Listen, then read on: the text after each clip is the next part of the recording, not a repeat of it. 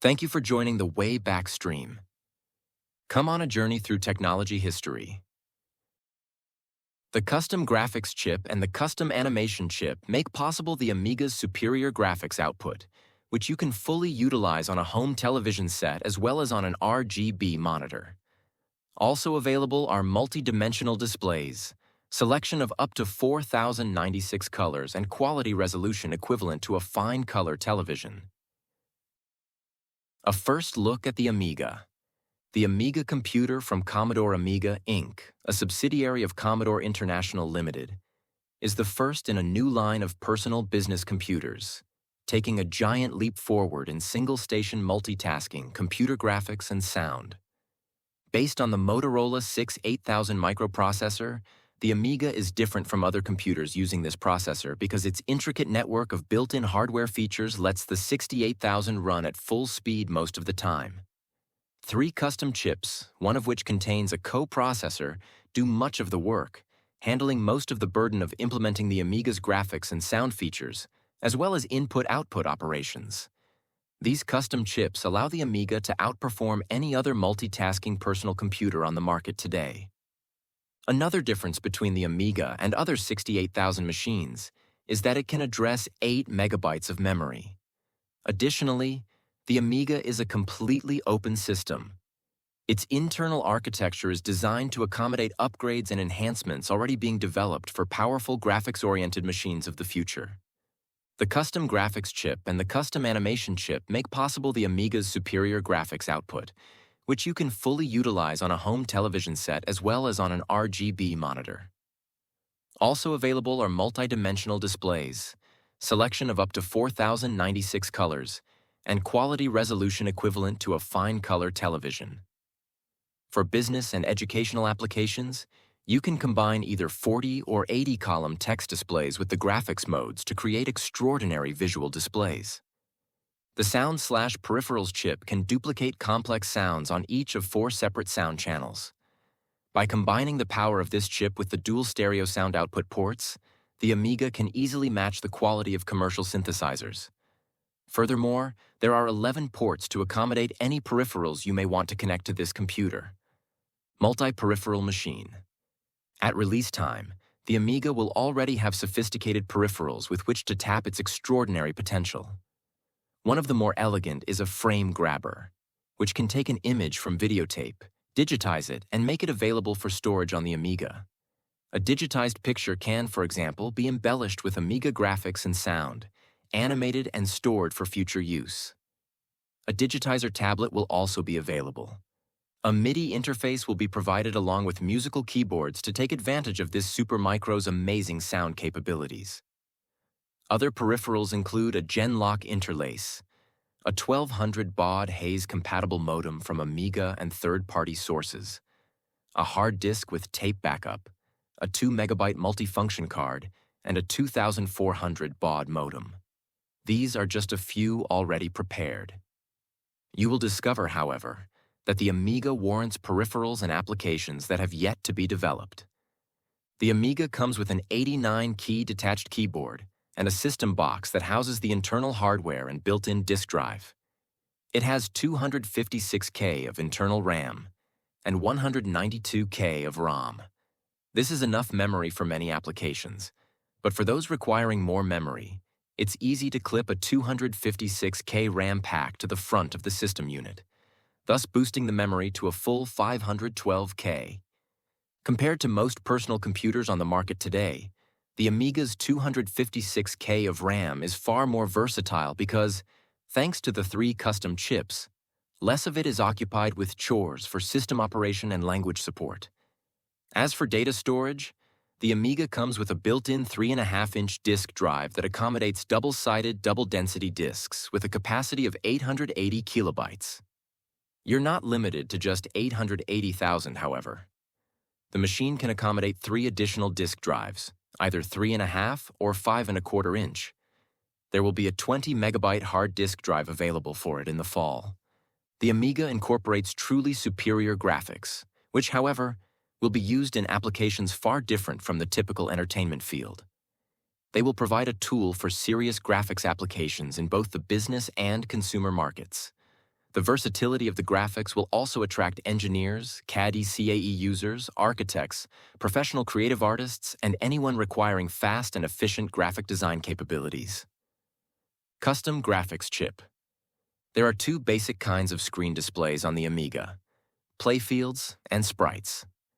A playfield is the backdrop upon which sprites may be displayed, or with which they can interact. There are two playfield screens in the Amiga, each of which can contain its own set of user-defined graphics objects and its own coloring. The two playfields can appear together on one screen, one in front of the other, and you can also scroll them horizontally and vertically. Sections of a playfield can be set aside and used as separate objects. These playfield objects can interact with sprites, and you can manipulate them to create the effect of animation, all through the use of a hardware device called the blitter. Playfield animation will be discussed later in this article. The playfield display has two modes of operation: low and high resolution. The low resolution mode displays 320 dots, pixels, across the screen by 200 pixels vertically, and provides a clear 40-column text display. This accommodates multicolored images. An interlaced mode provides twice the vertical display, 320 by 400 pixels. Interlacing is achieved by having the monitor's scanning mechanism perform 2 screen scans per cycle. You can define a special color palette, holding 32 different colors chosen from 4,096 colors available. The greatest variety of color selection offered as a standard feature in a personal computer. You can create highly detailed multicolored pictures using these two low-resolution modes, because you can tint each individual pixel with any one of your chosen 32 colors. Then there is a special hold and modify mode, which lets you control the color even more intricately by using all 4,096 colors simultaneously on a television screen or an RGB monitor. This is all accomplished by barely utilizing the 68,000 microprocessor. High resolution.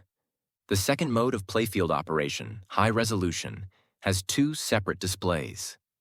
It will give you 640 pixels across the screen, with each pixel being any one of 16 colors selected from your color palette. This display, however, can only be achieved on a high-resolution monochrome or RGB color monitor, not on a television set. There are 200 lines per screen in this mode, which is the one used within the Amiga user interface called Workbench. You can create graphs and charts with textual enhancements from this mode.